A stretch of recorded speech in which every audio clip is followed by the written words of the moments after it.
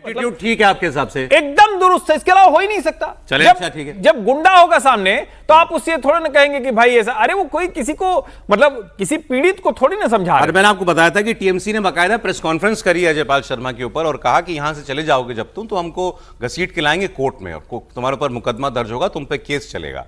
अब टीएमसी की सांसद है महुआ मोइत्रा, उन्होंने एक्स पर पोस्ट करके लिखा है, इन्हीं पर पोस्ट किया है, एक आईपीएस के लिए उन्होंने क्या लिखा है वो मैं आपको दिखा रहा हूं। तो महुआ मोइत्रा जो लिख रही हैं, उनकी पोस्ट देखिए आप। मेरे फेयर एंड लवली बबुआ, सुनिए सर, देखिए मैं जरा पोस्ट देखिए महुआ मोइत्रा की। मेरे फेयर एंड लवली बबुआ, हीरोगिरी थोड़ा संभल कर कीजिए, ये लिखा है महुआ मोइत्रा ने। और इनको लेकर अखिलेश यादव ने भी पोस्ट किया, क्योंकि यूपी के अफसर हैं।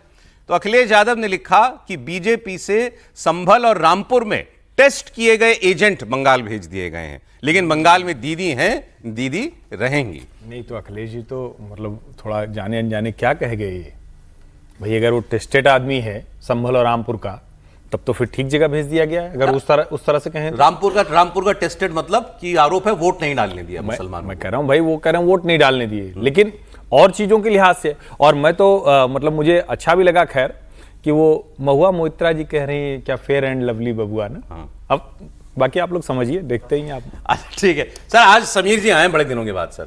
समीर जी पहले बताएं, ये बताइए ये ठीक लगा आपको? समीर जी ने वैसे बहुत सारे सिंघम देखे भी महाराष्ट्र। यहाँ सिंघम प्रदेश से लौट रहे हैं। सिंघम प्रदेश।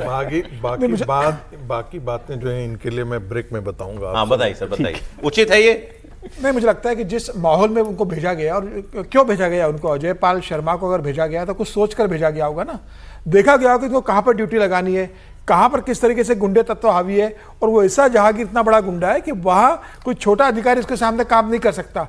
तो ऐसे स्थिति जिसके ऊपर अभिषेक बनर्जी कहा तो उसको ठीक करने के लिए तो अजय पाल शर्मा जैसा अधिकारी चाहिए कि जो किसी से दबे नहीं। और मुझे लगता है कि इसी कारण उसको वहां भेजा गया साउथ 24 परगना, जहां 31 में से 30 सीटें टीएमसी जीती। नहीं, लेकिन वहां मुस्लिम वोटर्स भी ज्यादा है, वहां पर तमाम तरह के बम बनाए जाते हैं। वहां अगर आप 2021 का चुनाव देखेंगे तो सबसे ज्यादा बूथ पर जो बमबाजी की जो घटना हुई थी वो इसी क्षेत्र के अंदर हुई थी। तो मुझे लग रहा है कि इस बार चुनाव आयोग को लगा होगा कि भाई वो मामला बहुत संवेदनशील है, यहाँ वोटिंग जो है वो बहुत पीसफुल होना चाहिए, शांति से होना चाहिए।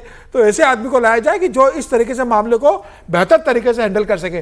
तो मुझे लगता है उसके लिए भेजा गया होगा। लेकिन अजय पाल शर्मा को भी देखना चाहिए। लेकिन अब अधिकारी को भी पता है ना कि भाई आज की तारीख में तो रील का जमाना है, सोशल मीडिया का जमाना है, उनका जाएगा, चर्चा होगी, तो उनके काम काज की ज्यादा सर इस वीडियो बनाया गया है और वायरल कराया गया है, बिल्कुल क्लियर है ये। हाँ तो वही तो कह रहे थे, वही ना, ये ऐसा नहीं किसी ने बना लिया है, वीडियो बनाया गया और किसको संदेश देने के लिए बनाया गया ये भी उनको पता है कि किसको संदेश देना है। तो ये बताया गया उन लोगों को कि भैया आप अगर यहाँ नहीं हो तो ये वीडियो देख लो।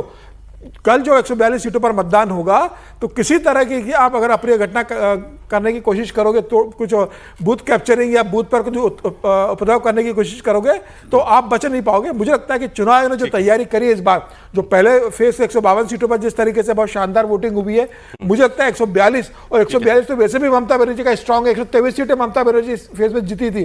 तो यहाँ तो चुनाव आयोग को बहुत ध्यान रखना चाहिए कि भाई कोई इस तरह की अप्रिय घटना ना। एक बार जरा फिर ये वाला जो वीडियो स्क्रीन पे चल रहा है इसको एक बार फिर दिखाइएगा जरा।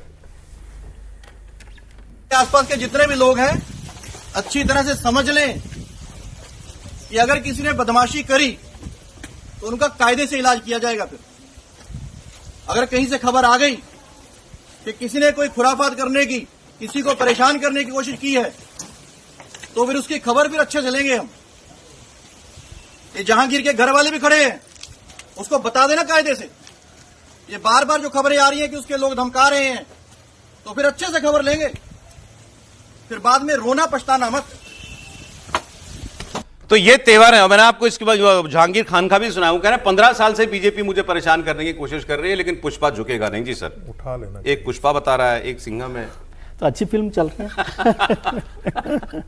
कौन झुकेगा नहीं झुकेगा। हाँ। लेकिन ये जो रील ऑफिसर्स हैं, रील ऑफिसर, अच्छा, आपने बताया कि वो प्लान तरीके से जारी भी किया गया है, बनाया भी गया है, तो अच्छी रील बनी है। लेकिन क्या किसी ऑफिसर को इस तरह से धमकाने की जरूरत है किसी को?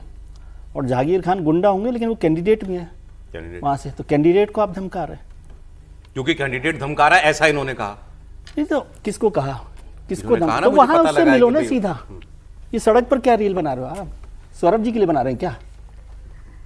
और ये कहना क्या तमाशा है, मेरे को समझ नहीं आता। एक कैंडिडेट है टीएमसी का फाल्टा से, उसका घर, खाचा, रिश्ता, पुश्तैनी घर, सब कुछ उसके रिकॉर्ड में लिखा रहता है। सड़क पे पूछना पड़ता है क्या तमाशे के लिए कि उसका घर कहाँ है? बताइए मुझे, ये तमाशा है कि नहीं है?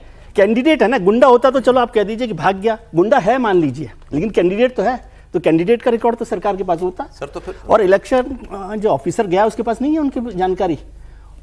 वो सड़क पर पूछेंगे क्या कि कहाँ पर है उसका घर? वो तो अपने साथ गाड़ी, पते वाली बात छोड़िए, मतलब मैं तो सीधे पूछ रहा हूँ, मतलब ये नहीं पता जानकार की वो तो कह रहे हैं सामने खड़े हैं मेरे, पते ये की बात जहांगीर यह है के कि घर आप वाले। वहां पर रील बनाकर धमका रहे हैं ना। और फिर क्या चुनाव आयोग ने ये नियुक्ति की है या होम मिनिस्ट्री ने नियुक्ति की है कि उत्तर प्रदेश का एक ऑफिसर जिस पर बहुत सारे आरोप लगे रहे, खासतौर से वोट देने से रोकने के लिए, उसको आप ऑब्जर्वर बनाकर भेजें? किसने की नियुक्ति है? मुझे नहीं पता। चुनाव आयोग ने की होगी। हाँ, तो चुनाव आयोग को ऐसे लोग मिलते हैं। तो ये बहुत सारे सवाल हैं। मैं इससे कतई नहीं सहमत हूं कि कोई गुंडागर्दी करे। और बार बार हम लोग बात करते रहे हैं कि बंगाल में